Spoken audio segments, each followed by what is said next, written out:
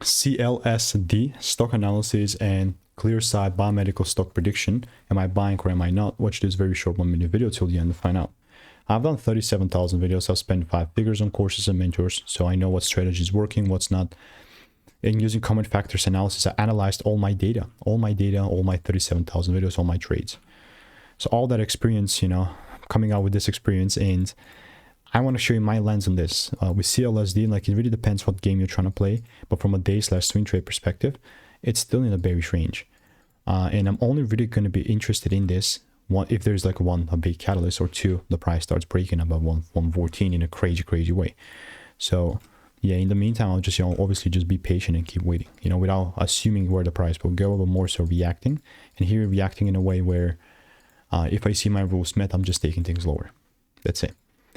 Obviously, unless the rules are met, I'm not touching it. So if you want to make more money consistently trading in a simple way, click the first link in the description. It's a free newsletter. It's free sauce.